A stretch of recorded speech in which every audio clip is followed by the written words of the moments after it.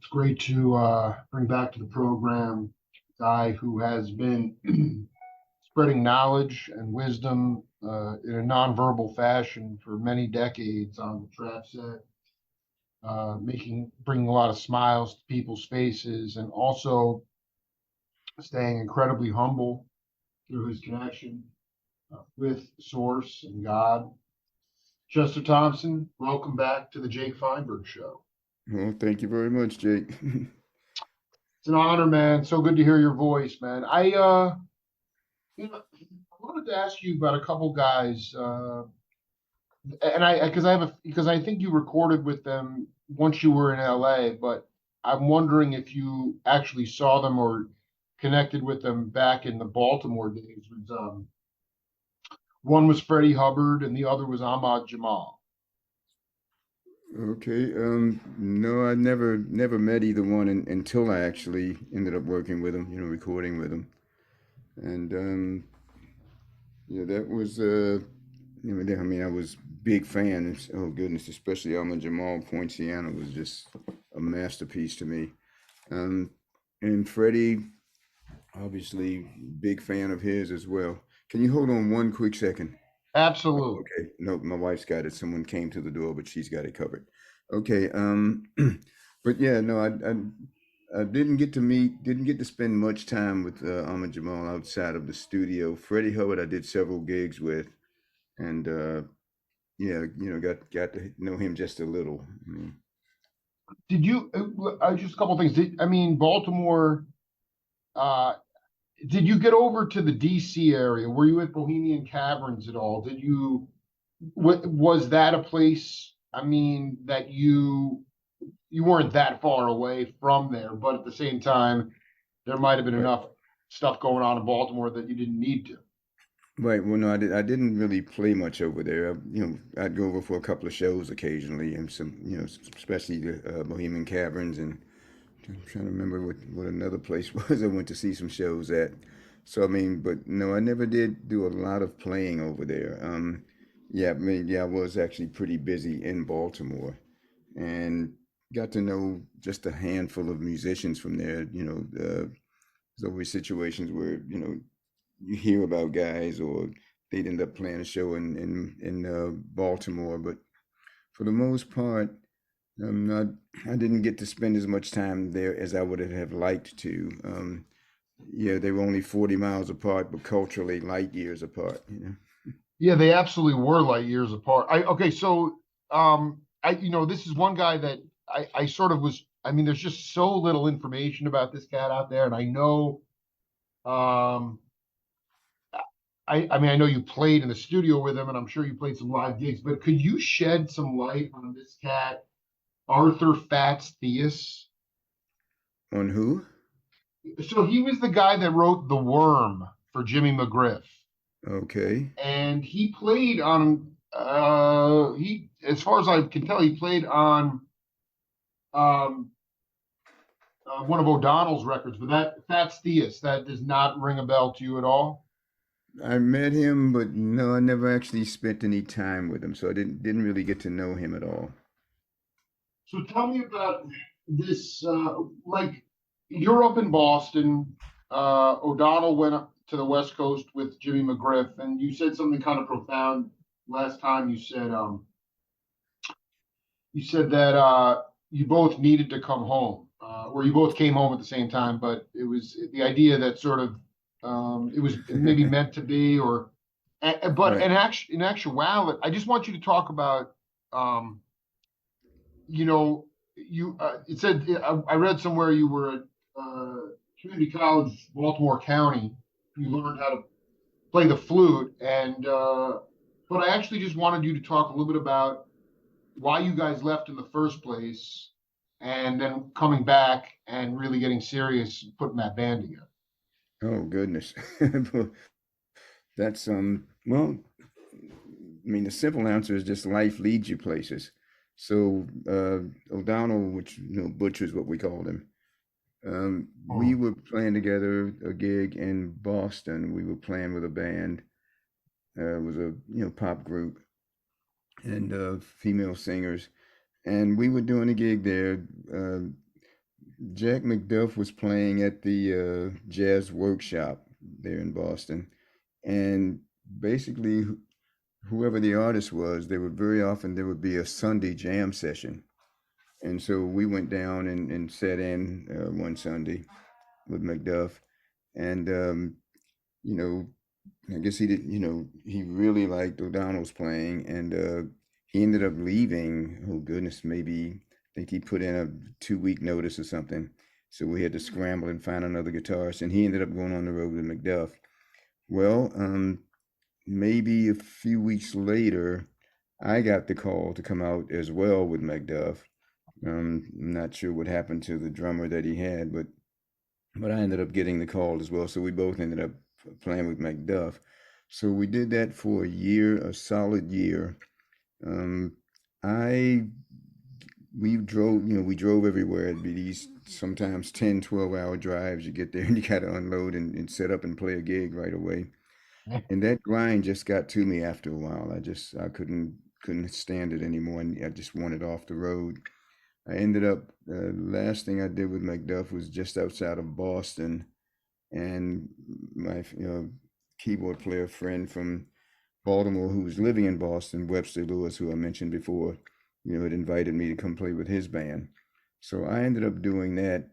I mean, because it was a good gig, without having to be in a car every other day, or every few days driving these long hours and stuff.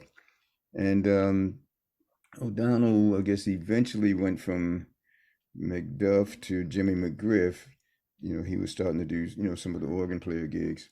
And as far as going back home, after a while, I decided it was time to go back to school. I was playing with this incredible band in Boston. These guys were really advanced players, and I learned a lot. I learned an awful lot.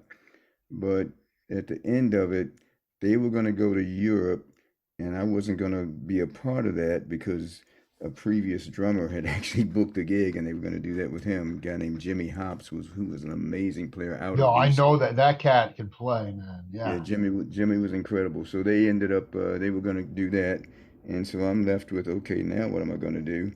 And just being influenced by the musicianship in that band, I decided it was time to go back to school. Well, Butch O'Donnell had been in L.A. with Jimmy McGriff and ended up kind of getting stranded out there. I mean, I guess a couple of gigs fell through or something. Next thing he knew, he's out there, no gig, no money. Um, you know, I guess he did enough. I don't know if he got help from home or, I mean, he's a great player, so I think he just did enough gigs to afford to get back home and decided Right, to get out of right. there. Yeah. So, he came back, and then so him, Charles Covington, and myself formed a band. And that's what I did the last couple of years I was in Baltimore while I was going to school.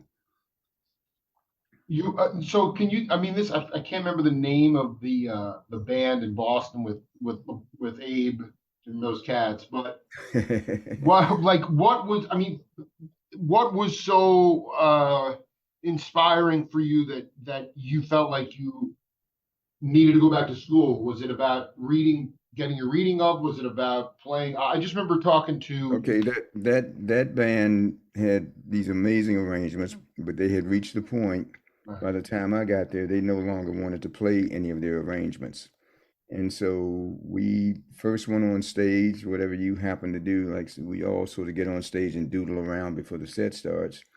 Well, whatever you sort of sat there and did became the first tune. So each night, each set, a different person would go up on stage first and just improvise, just sort of doodle around, and that would lead in, and everybody else would join in, and that would set the tone for the whole set. So you could never possibly repeat a set of music. I Because love it that. was like Yeah. really totally spontaneous. There may be 4 or 5 songs that we really did enjoy playing that would get called at various times, but for the most part, most of the set were purely improvised, and at a really really high level. Which in the beginning I didn't even think I was fitting in, but when I was saying Dude, to the I guys need that tapes of this band. I mean, this sounds amazing. well, the band was called the Post Pop Space Rock Bebop Band because I they mean, covered was they it what covered it? all the territory. Mm. Was it in some ways, do you in hindsight, like, was that an incredible sort of breeding ground, so to speak, or for you Oh, absolutely. I mean, that Going into Zappa? What I'm saying, that prepared you a little bit for that. not so much for Zappa. Well, I mean, there was a lot of improv with Frank. I mean, he had all these very structured songs, but the solo sections were always very free and improvised. And because I had, more of a jazz background and had played all the soul music of the day and stuff, uh, it worked out. Reading wise, I mean, I was always pretty diligent in school as far as trying to improve my playing and become a better reader and stuff. But I mean, the level of reading I was at I was still, I wouldn't say ill prepared for Zappa, but I learned twice as much in that band as anything I'd ever been a part of before. I still say it was the best school I ever went to. You somehow I feel like, well, we talked again. I love going back and listening to our interview. There's something about your voice that just like puts me in like a very meditative state. And like you said you played this gig in a rough part of Baltimore with Butch Covington, and that following Monday you're in rehearsals with George Duke and Zappa. And I was Yeah, like, absolutely. so was Duke when you were on the road with was it McGriff or McDuff? I always get those. Well, Whenever I was with Macduff, yeah. did you meet George? What was your into No, no, no. that group? I never met George. George was in Frank's band. He was in Zappa's band. Yeah, well, I'm saying, like, how did you wind up 2 days after this gig in the rough part of Baltimore, winding up in rehearsal with Frank? Okay, so going back to the gig in Boston that I was Yeah. there doing with this singing group, um, I think I mentioned before that there was a concert promotion company in Baltimore that decided to get into management, and so they hired this guy to handle the two groups that they took on, and we became very good friends. And so we would, like I said, we were doing these two gigs in Boston. There was a club in Boston with a two-story club. There was a band on each floor, and these two bands from Baltimore were the bands. And then I think halfway through the run, we switched, and whoever was downstairs went upstairs or whatever. Wow. Wow. So Marty Perellis was actually sort of doing the hands-on sort of managing of these groups. He eventually left that. Um, that's a whole nother story, but he ended up as Zappa's tour manager. Holy cow. Right. Yeah, he was quite a guy. And Whoa, dude, that dude. I never heard of that cat, man. oh That's yeah, well deep. Marty Yeah. Marty Perales is in a lot of the Zappa folklore from back in the day. His name shows up in several pieces. But anyway, Marty was a dear friend, and basically I got a phone call one night. Uh, well, I was sharing an apartment with Butch and one other guy. We had this wonderful, big, huge apartment in Baltimore. This is long before answering machines and cell phones and all of that. And one of the guys mentioned that my phone was ringing and he answered it because he knew I'd want to know. And I guess Marty had called and said, I'll call back later. So that evening he did call back. This was maybe a Friday, I think. And so that Monday morning, I was supposed to start driving a school bus because I'd completed this 2-year degree at this community college. I was about to transfer to University of Maryland, and I decided to try to save a bunch of money, take a semester off, save some money, so I could stay on campus, not knowing how much work I'd be able to get while I was in school full time. And one of the things I was doing, besides trying to play all the gigs I could play, I decided to take on driving a school bus, which some Oh, of the musicians did. wow. And so I signed on for that, learned how to drive this bus, which I loved. So that Friday, they took me out the last day and said, this is going to be your route. Pick these kids up Monday morning. Well, I had no idea where I was. It was a part of town I knew nothing about, and I wasn't paying attention because the guy just said, turn here, turn there. So I'm terrified on the one hand that I'm supposed to start driving these high schoolers and I don't know where I'm going.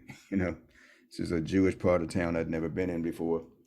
And as it turns out, that the Friday night previous to that, I got the call from Marty who said, "Well, how'd you like to come out and do an audition with Frank Zappa?" And I had heard his music, so it was like, sure. And basically, the catch is you got to be on a plane Sunday, rehearsals Monday morning. Wow. And so it was kind of like a toss up. Okay, uh, Frank Zappa audition, drive a school bus. Frank Zappa, well. You cannot make this up, man. So insane. And as I've said before, still have no idea how those kids got to school that Monday morning. Dude, they probably didn't make it, man. So anyway, yeah, it was the My first day of God, school for that's the so great. semester too. So, but yeah, so that was in September, and yeah, I showed up at Frank's, and my audition consisted of jamming for an hour straight. We just played, just rhythm section. He liked my playing, and we started writing and rehearsing that day. I wanted you to talk. I have to believe it was.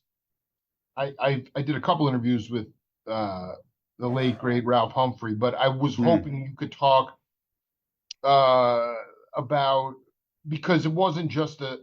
It's interesting because Zappa went on a European tour. There's a great video of this freezing cold night in Sweden with that band. But Hmm. before, you might have been getting the bus driving lessons right before then. It was before you joined. He was just a single drummer. And Okay. you go back and you listen to Joe Cocker with Jim Gordon and Jim Keltner, or the Hmm. Grateful Dead drummers, or the Allman Brothers double drums. Uh, they all serve different roles, and I just, in listening to Roxy and Beyond and other things that you're on, I just kind of wanted you to talk about how you sort of assimilate. What was your role? Were you the Uh, timekeeper? Were you playing counterpoint? Were you just layering? What was the well, goal no. Basically, the call I got about the audition. Apparently, Frank had decided the band had gotten too perfect. It was too. He felt like it had gotten sterile. there? Because I mean, we talking about incredibly high level of musicianship, and they played everything exactly right. But he wanted a little more grit to it, apparently. Yeah. So, It's so funny, when I just wanted, before you go on, when I was going back and listening to my interview with Fowler, and obviously Tom was just 21 years old and obviously loved the music, but was a little bit in awe of Frank. But he said the one thing that was a drag for Frank was that he thought the band was too serious, so he needed to bring in some mhm. levity, bring in Chester Thompson to bring some grit to the band. Well, I mean, I don't know about that part, but I mean, I know George had told me because prior to my coming in, Jean-Luc Ponty had been in the band, and Jean-Luc was a pretty serious guy, and George was telling me the thing about being in Frank's band, you can't take yourself too seriously. You got to be able to laugh and laugh at yourself, and because at some point you're gonna have to be silly to be in that band. And apparently Jean-Luc hated that, No, what's really amazing? I can't. I mean, again, this beautiful divine connection. When I interviewed George Duke, rest in peace, 12 years ago, and I asked him about that band, he said Frank would be like, Jean-Luc, now you need to hop on one foot while you play. Like, he would freaking hate that. I mean, he was way too uptight, and I love I love Zappa. Not that I'm like deep into the discography. Some of the stuff loses me, but at the same time, just what you said is like, take what you do seriously, but don't take yourself that seriously. I Right, freaking right, love that. exactly.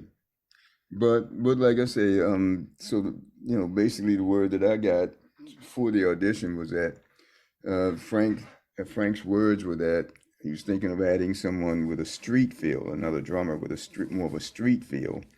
And my guy spoke up and said, I've got the guy for you, which led to my audition. So my audition was we just jammed and played different grooves. I don't think we didn't stop for at least an hour, just going from groove to groove. And I mean, Ralph Humphrey, man, God rest his soul, was a phenomenal drummer. Oh my goodness, the guy was amazing. In fact, he helped me get through that actually because I had dabbled a little bit in odd time signatures, but he was an expert. He was an expert at it, and And he finally said to me one day, because I was like counting out loud and trying not to get lost in this stuff. Yeah. And when you're counting fives and sevens, it gets pretty awkward. And Ralph had just written a book about that called Evening the Odds.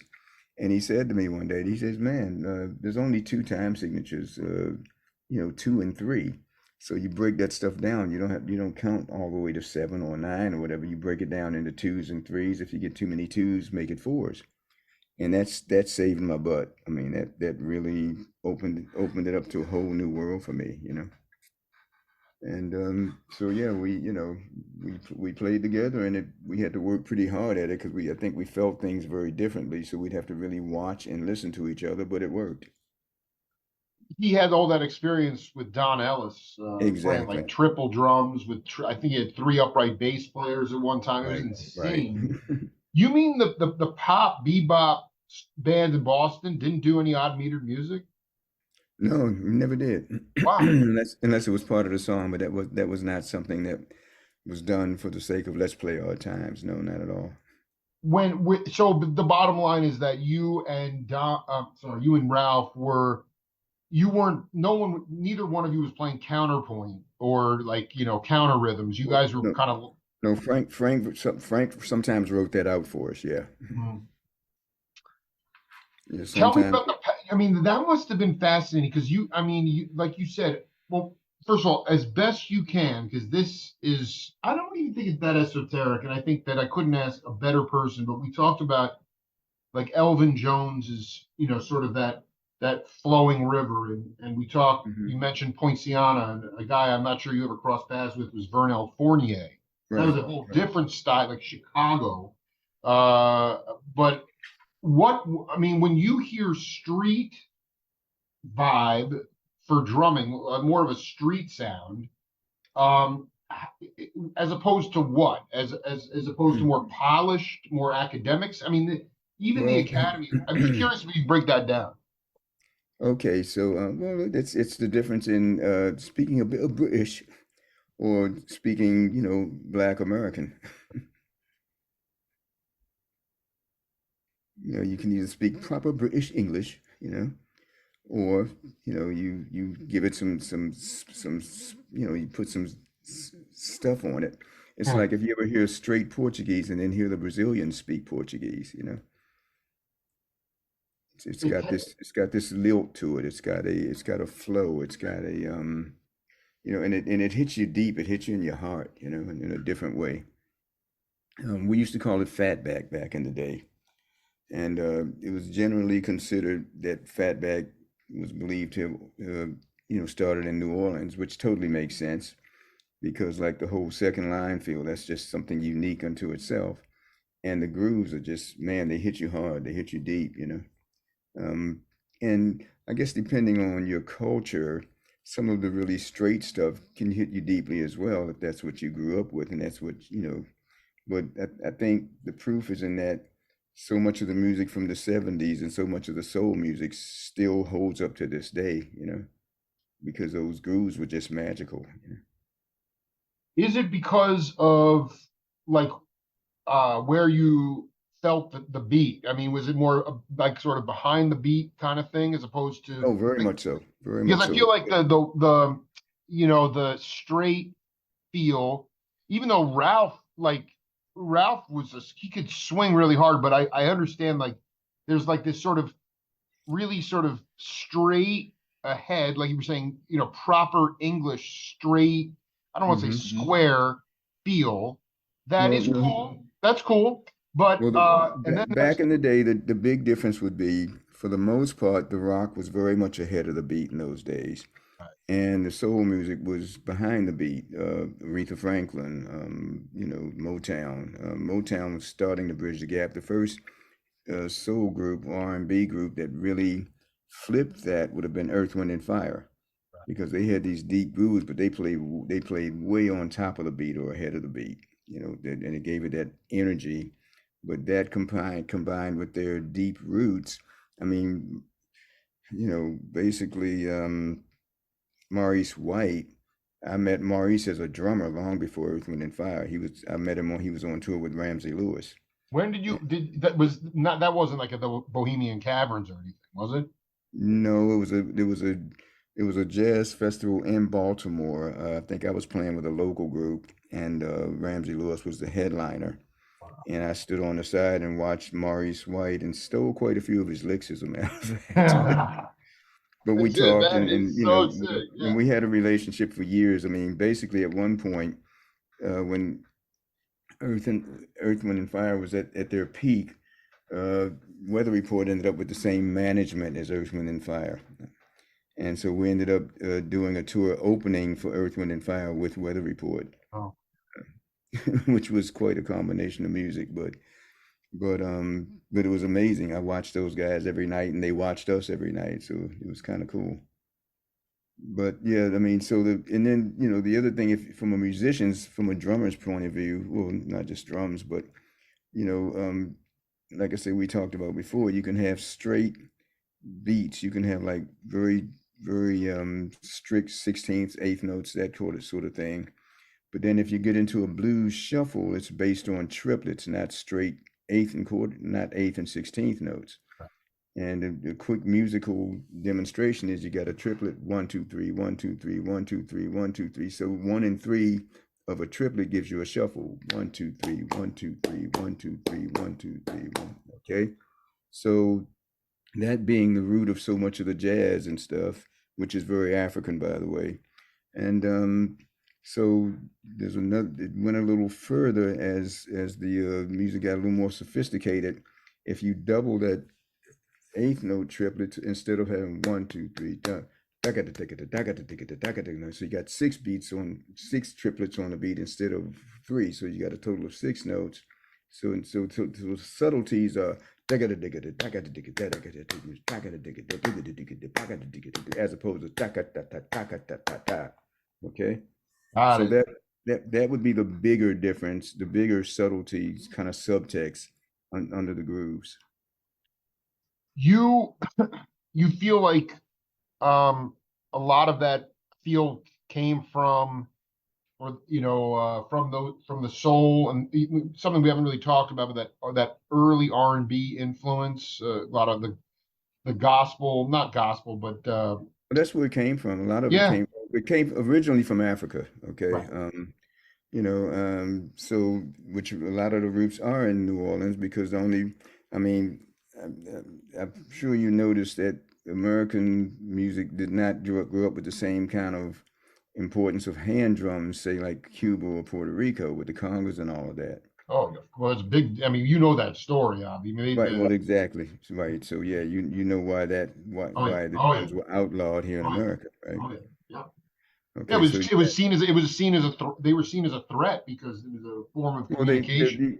well there was, you could send messages. Right, exactly, exactly. The slave owners realized that the Africans were sending messages back and forth, and they wanted no part of that, so they outlawed those drums. Well, they let them. Bill Summers, said they let them go to Congo Square for a couple hours, and then Exactly. they'd fire off a cannon and say you got to get back to the plantation. But I mean, they did. They Wow. yeah, it was. Well, that's the point I was getting to, the whole Congo Square thing, Yeah. because that was the one place where they could go and play the music that was part of the tradition. So New Orleans, of course, became the place where the blues started, and then ended up jazz and all of that, and those rhythms. I should put it that way. And but the other part of that is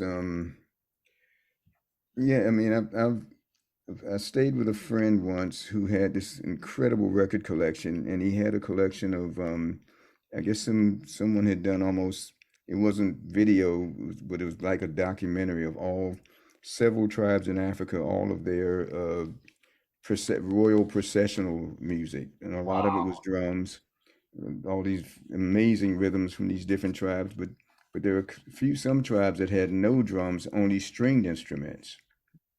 And so their processional music, their formal music was stringed instruments. But when I heard that, I could really hear the roots of the blues. That was the first step, because it's like they had that minor third, which kind of gave it that other sort of feel and sound. And so I think all of those things came together to form, I mean, we're a big melting pot, this country, especially musically. So it's all these forms, all these immigrants, all these people that were here in the beginning, formed all these incredible forms of music. So we got blues and jazz, which are pretty truly American because this is where it all started. Once those elements came together, the European and the African. Absolute. I mean, I love where you're going. I mean, this I have to ask you because I did. Um, you did. Well, first of all, I feel like you guys were in your unbeknownst to you, possibly, you were actually creating new musical vocabulary in that band with Charles and Butch and you. And I don't know exactly how to describe it, but I just wonder about the first time that you heard Zig and George Porter, the meters. What was your take? Because that second line thing, like you talked about, I mean, it was so innocent back then because it Right. wasn't like you could go onto Spotify or the computer and there was nothing. I mean, you Right. heard a record Well, or I'm curious right. about that. You heard it on the radio. Butch and I were in a band. We had a couple of singers. We would be touring and doing like, 6 weeks in a club here and there. I believe it might have been in Denver when we first heard the meters. Sissy Strut, I think it was. And the band that we had, we weren't doing much original music yet, but we definitely had a pretty distinctive feel the way we played. And when I first heard Sissy Strut, I wondered if somebody had been listening to us and copying what we. Exactly.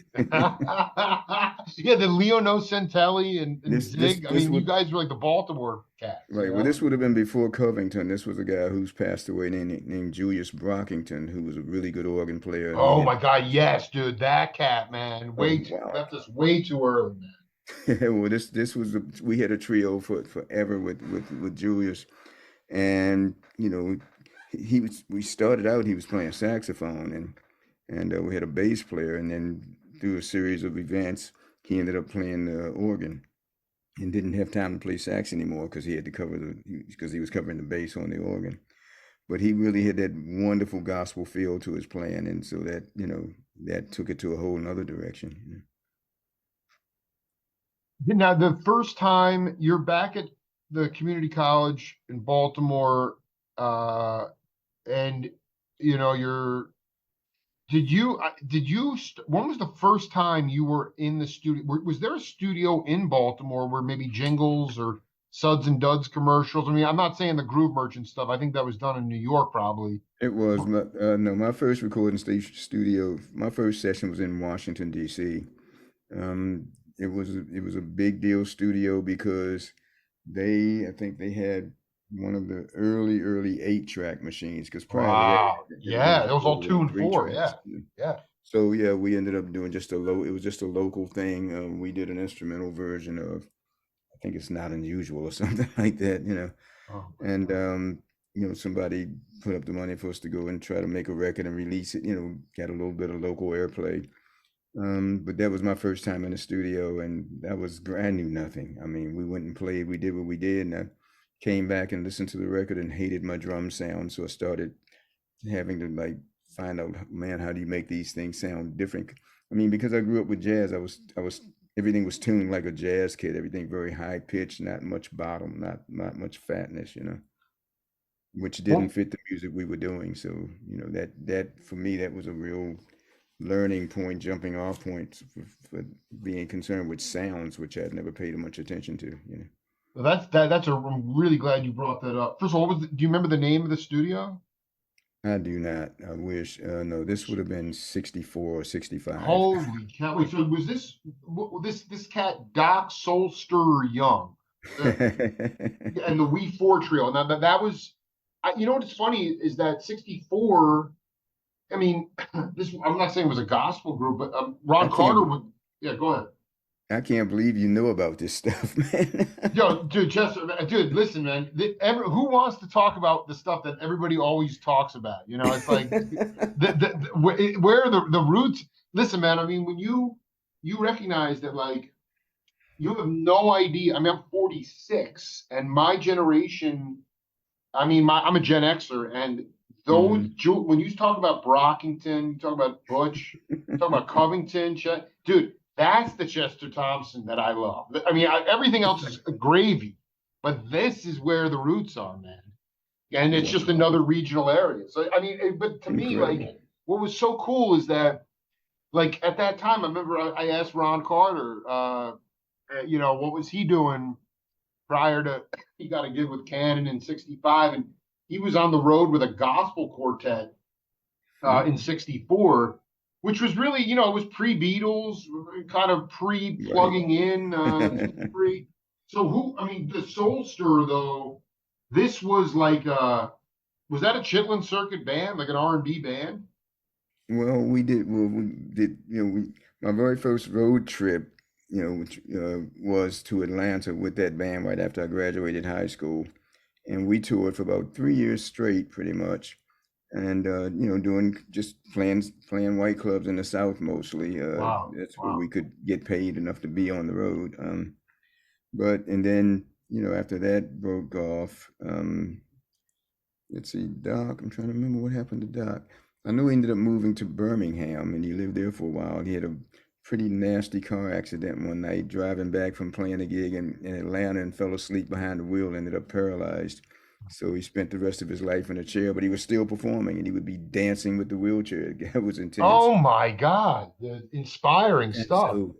well, basically my endurance came from playing with him because we would, the typical club, we are supposed to play 40 minutes on, 20 minutes off. We'd go an hour and a half sometimes. And they'd be pushing me, the bass player, a guy named Robertson, we called him Willie Bear. He started and named the We Four group, but eventually it was just the three of us and we couldn't think of another name. So then it became the We Four Trio, which is pretty funny. But anyway, and man, I'd be playing my heart out, and they'd be, man, Doc.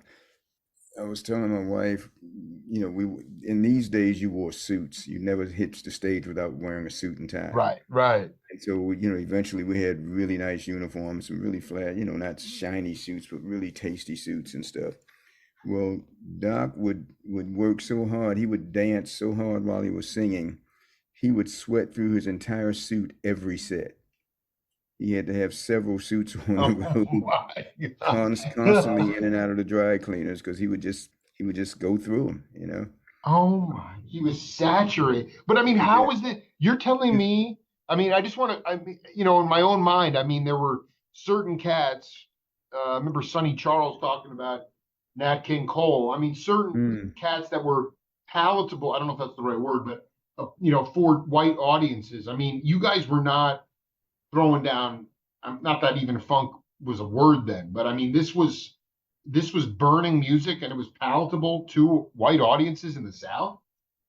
Yeah, yeah. We, that eventually we got deeper into that. There was a singer. His name was Bobby Ferguson. He called himself Bobby Starr. And he had a really good group where everybody were really good singers besides himself. And that group broke up for whatever reason. So he ended up teaming up with us with a female singer, late young lady named Phyllis Hendricks. And this is amazing. None of them are still with us, but the two of them together were really good looking people. And it's really interesting because Bobby Starr looked a lot like Bruno Mars. I realize now. I think he was half Wow. Filipino or something. Uh, Wow. but anyway, he was a good singer. This girl Phyllis was an amazing singer, and he had already had a booking agent out of Atlanta, I guess, and that's when we really hit the white club circuit really hard in the South.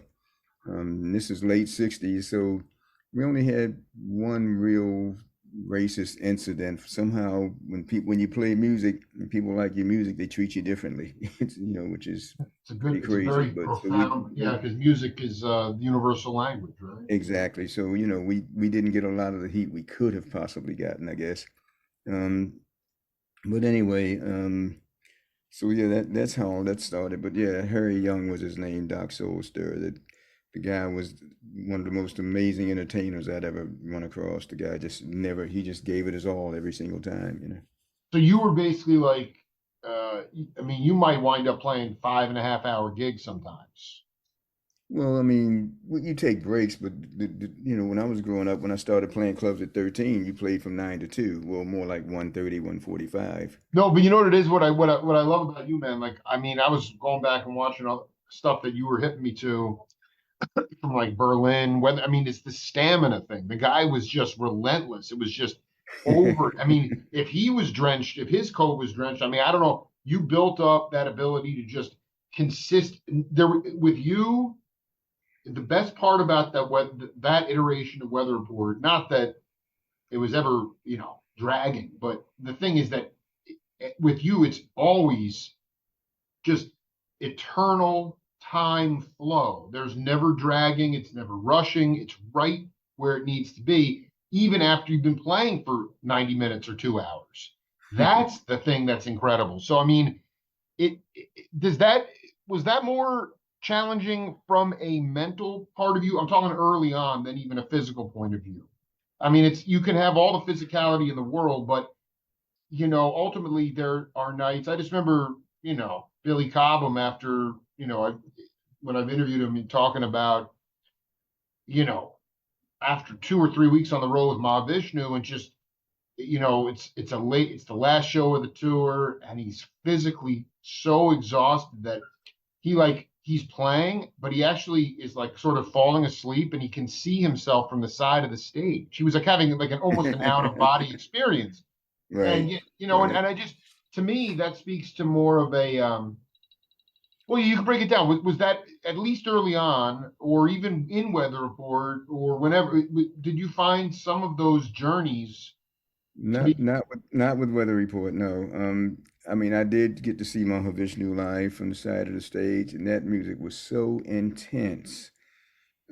I wouldn't say it wasn't joyful music to me. It was intense, I mean, incredibly played. Oh my goodness, the musicianship was phenomenal. But I think Weather Report might have been more joyful, if that's a fair I way to think put that it. yeah, no, there's so I'm just enjoying this. I can't. Well, and Part of so me wishes you stayed in the band for like 9 years, but it's fine. Go ahead. Well, I mean, so basically, you know, because they weren't that structured and we weren't playing these like ridiculously complicated arrangements, um, I didn't have the same mental uh, pull that I would have had. Like with Frank, I'd come off the road and like, can somebody please just play a blues? Can we just go somewhere and play 4/4 for a while, you know? Yeah, I dig. I dig. I mean, but with Weather Report, I was only there, for the 1 year, but man, it was just um, even if we were all exhausted or whatever, man, once we hit the stage and started playing, there was just life in that music, yeah. Um, you know, I want this is so important you brought this up because you were talking about the jazz kit that you had and it didn't have a lot of bottom end to it, or you were used to playing a lot of jazz kits. And Well, what I was didn't it? I didn't know how to properly tune drums at that point. I just did what everybody else did, which is crank everything up tight. Absolutely. But when I really wanted you to talk about, as best you can remember, um, like to me, I used to get real hung up on like analog versus digital recording, and to a degree, I'm still hung up on that. But actually, I've been educated by the cats that it has a lot more to do with miking techniques, and especially on the drums. Like to me, this propensity of technology has given people an incentive to mic every drum on the kit now. And Mm-hmm. before there was this and Glyn Johns or I mean some great producers, but certain methodologies where you have like maybe one or two, like a left and right overhead, maybe one on the kick. But ultimately, what I'm getting at is something that I refer to as good leakage. And Mm-hmm. when I hear those Groove Merchant records with O'Donnell, there is a room sound that just doesn't exist in modern recording today, and it's this beautiful space that exists within the music. And I guess I was curious, like, what was your ideal uh miking technique that where you felt like you were getting, I'm not talking about Genesis or stuff like that, I mean like Mm-hmm. early on when you got into those studios with Sonny Lester, what was the miking situation on your kit? Um, Boy, I wish I could remember clearly.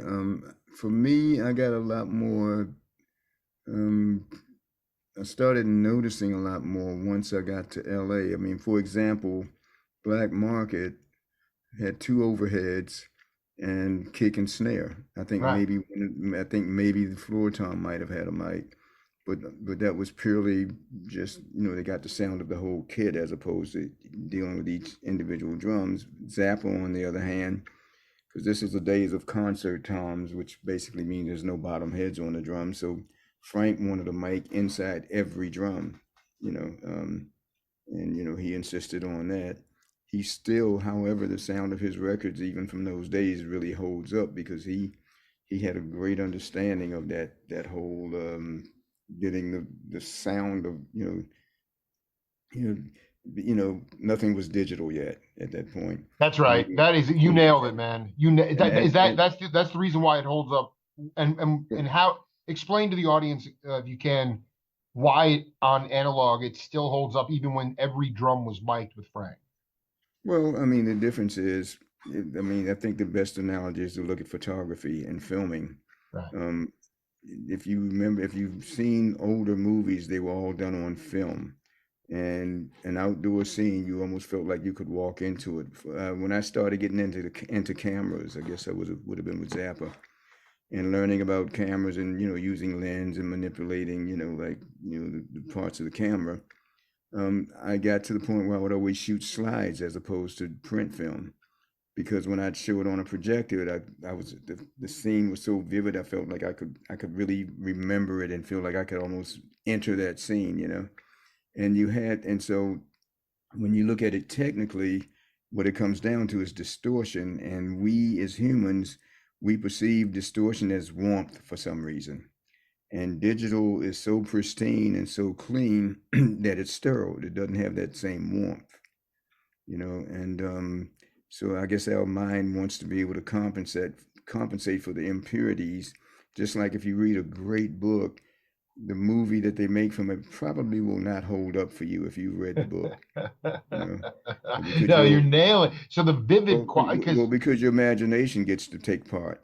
And we're creative. We're created beings, and we like to create. So we get to fill in the blanks. I think with digital, I don't think we get to fill in the blanks quite so much. You know? I don't know if that makes any sense, but no, I mean, absolutely. Well, but there's a synthetic, sterile quality to. I guess maybe on your recent album, how do you implement how do you implement the miking on your drums now in modern times?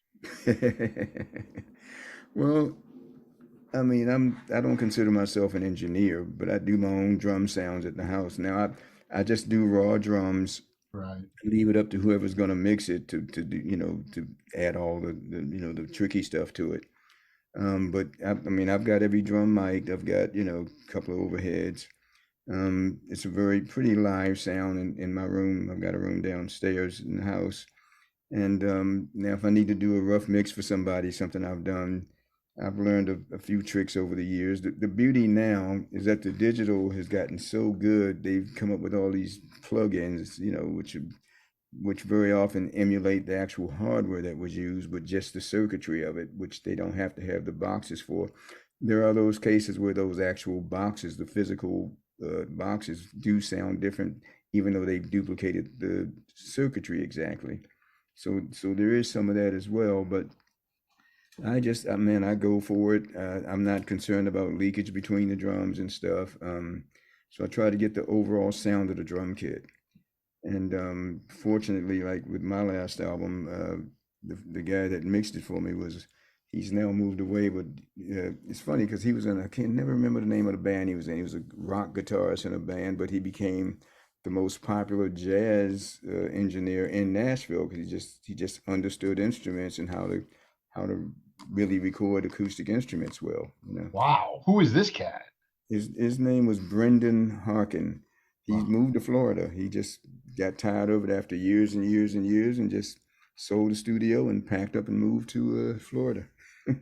and just you sit. He goes out on the beach and goes fishing and enjoying his life. I guess he took his guitars, but Yeah, no, he wants some peace. He wants some yeah. Well, space. I mean, he grounded out for a long time here. We're the same age, and I think we're born like a day apart. So Were you like somebody? What was the? I guess were you somebody who not that you wanted to play, not that you got a chance to record in these studios, but just throw the iconic one. You were just sort of all around this at the time was like, and obviously you were in the studio with Zappa and Weather Report, but like, uh, did you ever get to Stax or Fame or Chess Cadet? Any? no, unfortunately not. I did, some of the stuff I did with Zappa, we did at the record plant in LA, which was pretty amazing place. Talk about that place for a minute, because that sort of slips below my radar. I mean, I know the name, but that was, I mean, was it? Well, Go ahead. so Stevie Wonder used to record there as well. And so one day, one of the guys there took us next door to see this. There was a synthesizer that was custom built for that room. It was named Tonto. That's right. No, Malcolm Cecil. Yeah.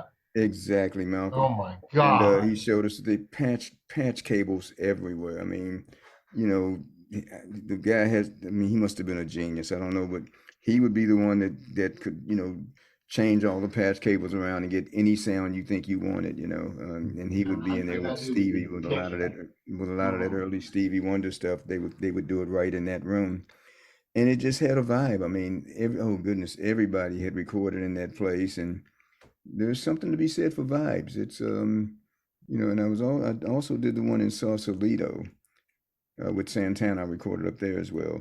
Wait a minute. And Wait, wait, and wait. Hold on. This is I feel like I'm having an out of body experience. You're telling me that you, Chester Thompson, also recorded with Chester with, Thompson, with yes. Chester. I mean, this is. I got to send you my interview. Are you guys are not related, are you? No, not at all. But we Oh yeah, I became was just really thinking good. because I mean, you have very similar. I interviewed him like 12 years ago, Oh, and I was, okay. and I see like, like your All Music Guide, which is not the definitive Bible by any means, but like the discographies of the two of you get intermeshed. And so I'm Right. like, there's Oh, no way that we Chester that the drummer went up. You played with Santana. Please tell me how that all came to be. well, well, I'd known Carlos for a while, mainly because of Weather Report, and he had asked me to play in his band years before, and it didn't work out at the time. Whoa. So I was between tours with Genesis. He asked would I do an album with him, and it was hilarious in the studio because the engineer would go, "Okay, Chester, play." So we'd both start playing, right? No, Chester Thompson. So then we'd go at it again. So then it got to be Chester drums, Chester keyboard, Dude, I'm that made and that made my year, man. Are you and so kidding me? that well, Oh we my God. toured together as well. We did the European tour with Carlos with Santana, and there was one guy in the band, the percussionist. Nothing gave him greater joy because we'd always hang out together. Nothing gave him greater joy than to be on the street, walk up behind us, and yell, "Hey, Chester!" to see us both turn around, and it would just crack him up. Oh my God, But he always man. went by CT. Everybody called him CT, but obviously he responded to his name. So it was, and first time we met, when we had time to talk on the road, we just had a great time trading mistaken identity stories. I mean, well, because that's the truth. I just didn't realize. Well, you're thinking that this is like in the early '80s when Santana, you went on the road with him? Yeah, it would have been early '80s. Yes, Yeah. just Because I mean, part of me wants to believe if you were on the road with I'm sorry, you went on the road with McGriff, right? You guys went for about a no, no, year? no, no. That no, I went with McDuff. McDuff. Okay, so you went with McDuff. Um, because I mean, Chester before he got with Santana was playing a lot with Rudolph Johnson. I don't know if you ever crossed Right. paths with that. I I never mean, never met him. I know who he was. I never met him, but yeah, of course he was doing his own jazz albums. oh So my, that Powerhouse yeah, album, man, that was well, insane. That was right when we'd play together, man, we had the same roots for sure. We holy we've cow, man. we've teased the idea of doing a record and some gigs together, and somehow it's just never come together. I'm thinking they called it Chester Thompson Square or something like that. Squared, just squared, man. CT Right. squared. I mean, that's unbelievable. But And yeah, no, and when we played together, I mean, Carlos would end the show. We'd be the last two on stage. Everybody else would walk off, and we'd be the last two going for it, and we'd fade out and stop, and that was in the show. Dude, this is because also the thing about CT, the keyboard player, he like McDuff and McGriff and Groove Holmes, very like you said, Webster Lewis might have been in that group too, but very few people actually kick bass pedals.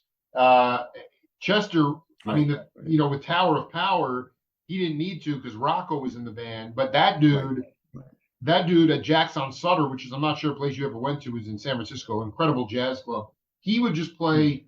He would just play with a guy named Herschel Davis on vocals and drums, him on Mm, organ and bass pedals, and then Rudolph Johnson on tenor sax. This is around right. the early '70s period.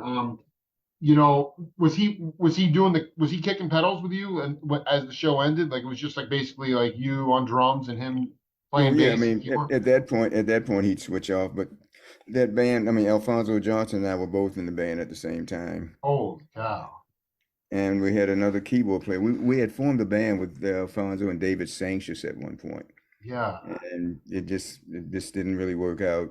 But we had done some demos that still blow me away. But anyway, um, yeah. So basically, the whole band was on tour with Carlos. It worked out that we all ended up on the same tour. And then one of Carlos's singers, Greg Walker, was a part of our group that we were forming as well. And so yeah, but like I say, you know, Carlos's show was Carlos's show, and we do his typical show, which is pretty dynamic. But like I say, at the end of the show, his thing was that as he introduced each person, they'd walk off the stage, and compare down to uh, I'm not sure what he did on other tours, but at the end of it, Chester Thompson, and we'd be the last two on stage. He'd walk off, that and he'd switch to organ bass pedals when Alfonso stopped. Well, not that and was the the trick is they don't play so much pedals. They play left hand bass. You can that left hand manual of a B3, the lower manual, has amazing bass sounds. And so you use the pedal just to accent maybe the root notes. You don't need, I mean, very few guys actually play the actual bass line with it because it's not a very nice sound. you know.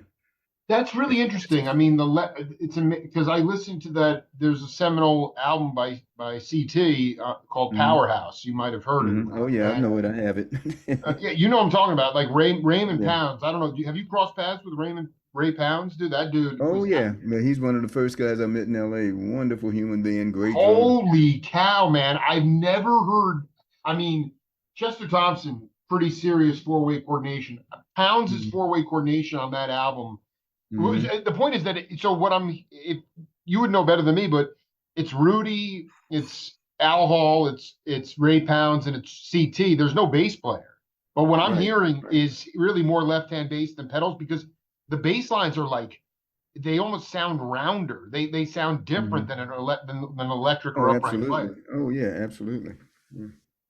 But you're saying that's generated more from left hand than actually. Oh yeah. Oh yeah. No, the bass pedal is more of a growl. So So it's not a friendly sound. It doesn't feel that good actually. no, it works great for accenting like, root notes and stuff or, augmenting a bass line, but no, the 95%, 98% of the bass you'll hear in an organ recording is going to be left hand. Now, you did catch my attention with another little thing there. I'm going to just try to go on a limb with gut instinct. You tell me earlier. You said earlier Carlos tried to get you to join the band. Was this because I know it's at a certain point in Dugu did a couple of tours. Was that Right, like a right. weather like This is after Indugu, yeah. so after Weather Report, Carlos wanted you to join the band, or how did that? Yeah. When did that? Well, he heard me with Weather Report. Oh my God. And then it was something where your tenure Well, after I was in the middle of playing the show The Wiz in San Francisco. oh yeah. And Carlos found out I was in town doing that and asked would I learn a couple of songs and come down to rehearsal, which I did. And basically, Bill Graham and I could not come to agreement on pay is the only reason I didn't do it. Wow. Yeah, no, he actually he was a tough I do I really appreciate that honesty because he Him and I got to be friends. We got to be pretty good friends, actually. When I did finally go on tour with him, we had a great time. Playing ping pong. And he was a big kid, man. He just really loved life. yeah, he was also he was cheap and he was also a tough person to he Oh yeah, you know and I was totally out of my league trying to know. So here, okay, let me fill in the blanks real quick. sure.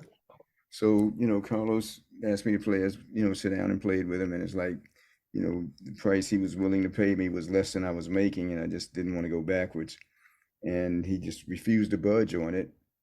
And so right after that, my friend Marty Perellis, who had, been my friend that got me into Zappa, I called Marty to invite him to come up and see the Wiz because it was an amazing show. So see if he wanted to come up with his wife to San Francisco and see the Wiz and to arrange tickets for him. And at the end of our conversation, he says, "Oh, by the way, man, if you ever need somebody to negotiate anything for you, I'd be glad to do it." It's like, man, I wish I had known that 2 weeks ago.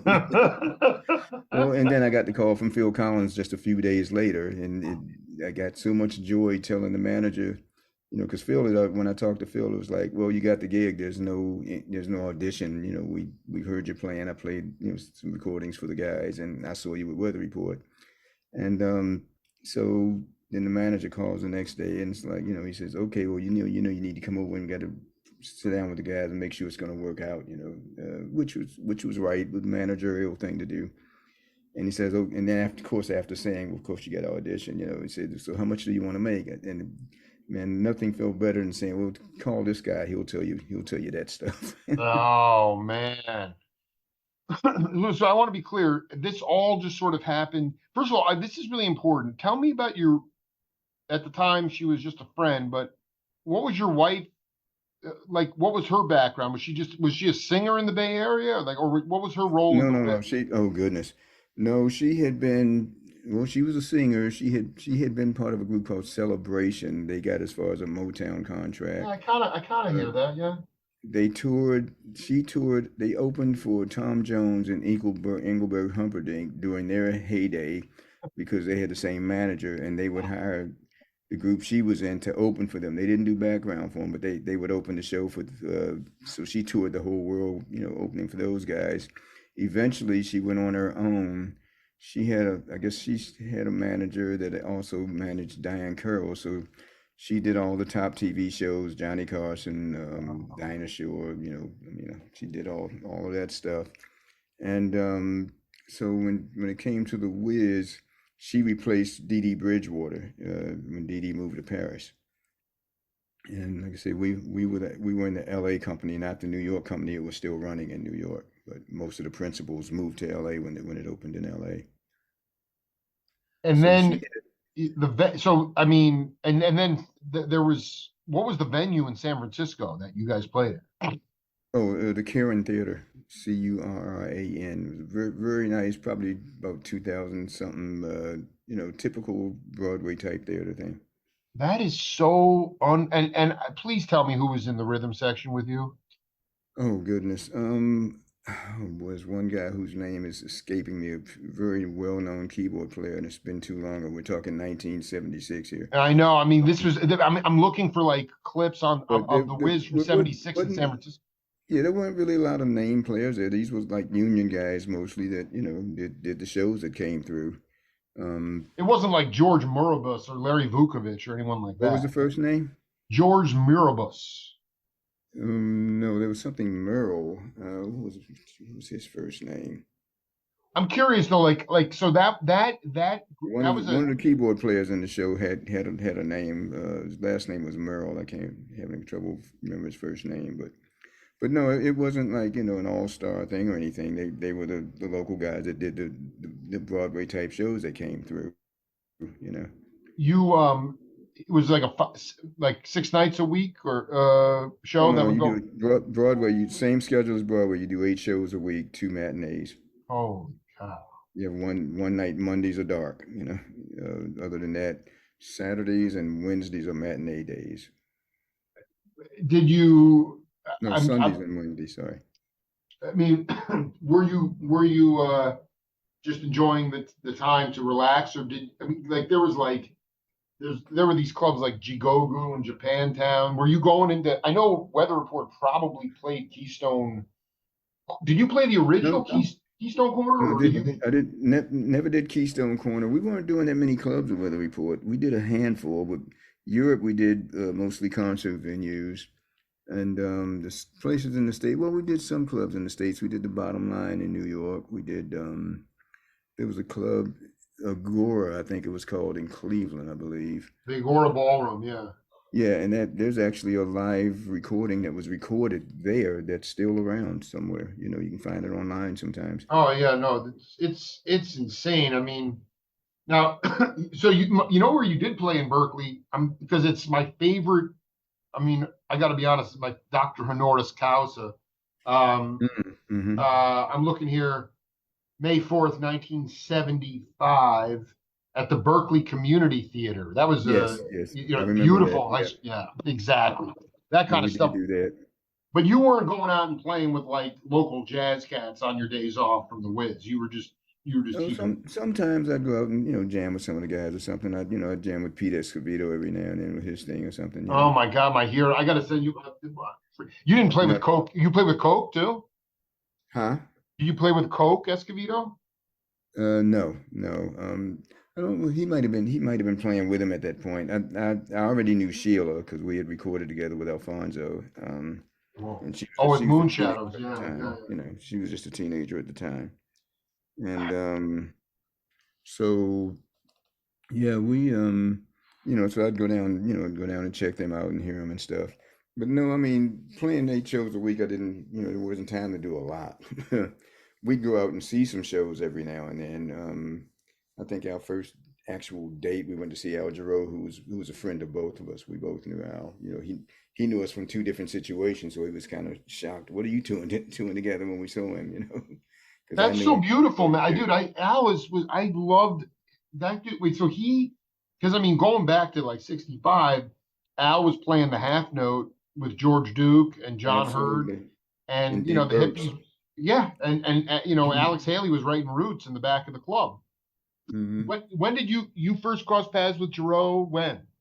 Well, after knowing George playing in Zappa's band, Yeah, yeah, yeah. yeah, you somehow I got to meet everybody during those days. John Lucien, Flora, Irato and Flora, uh, yeah, just ended up meeting all these other people and stuff through George mostly, and in a lot of cases maintained some sort of relationship with them. Like I played with Irato and Flora for a while in their band.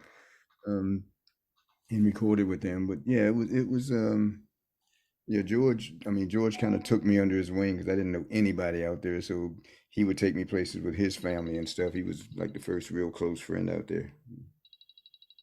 Well, I just wanted to, you know, basically, I can't say that I'm like the biggest, like clearly, you know where my roots are. Um, but with Genesis, when you first came into the band and they were just uh, what is the pocket of time in your mind that was the most sort of um, you used the word joyful for Weather Report to describe that music. Very spirited. Also, a lot of instantaneous improvisation. Hmm. Um, I guess it's a two-part question.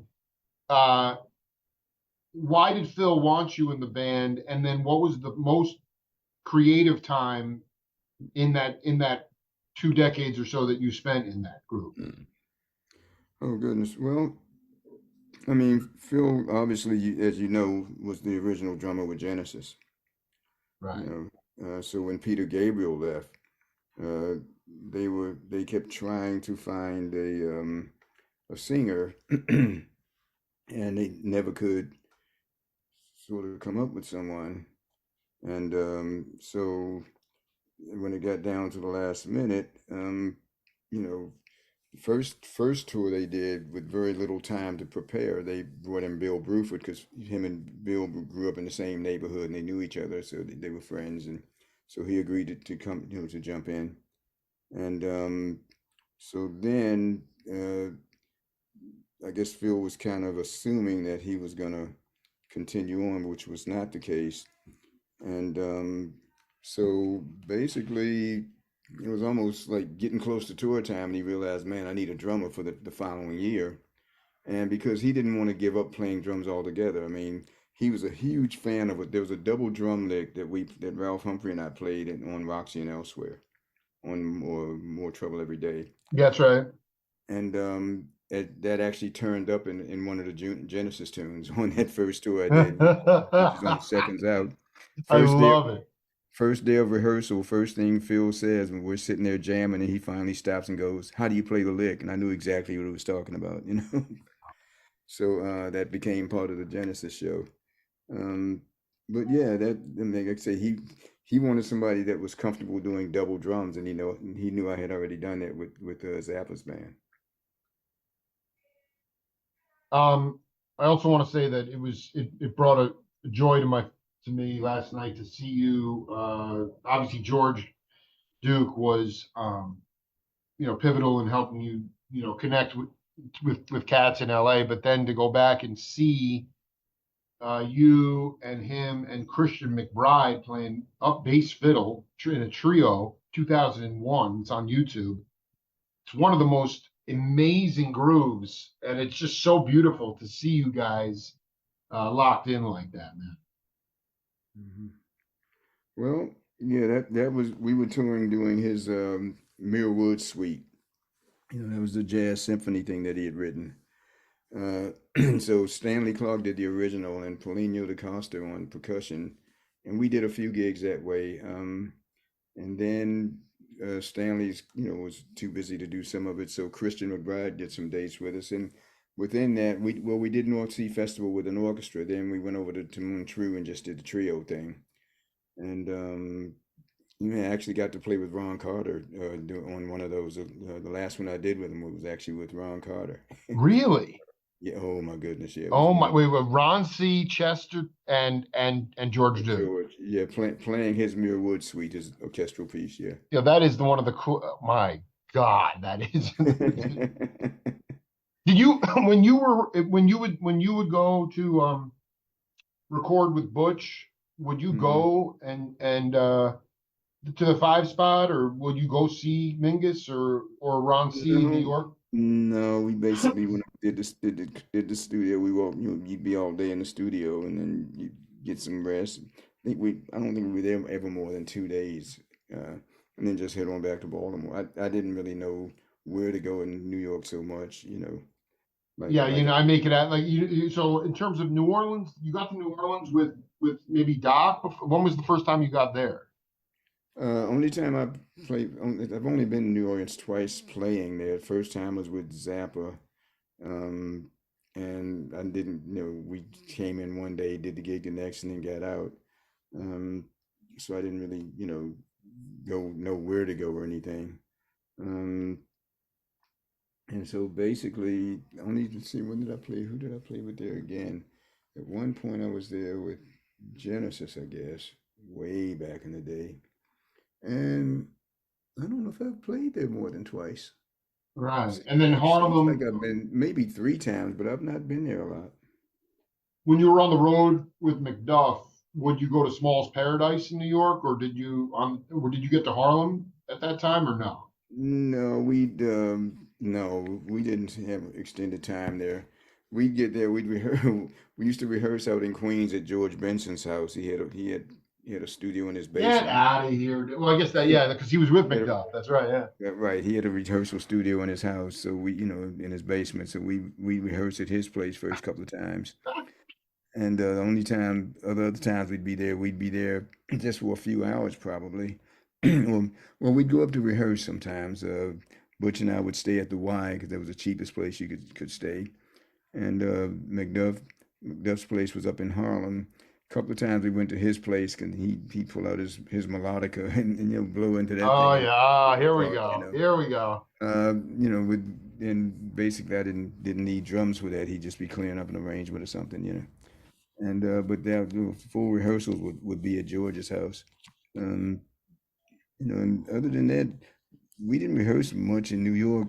You know, if he had a new idea, a new tune, we'd go with it on the road at some sound check or something, you know. Because in those days you played, you know, close to a week, if not a full week, then 4 or 5 nights in each place, you know. Sometimes it would be one night, but for the most part, it'd be like most of a week in a jazz club somewhere.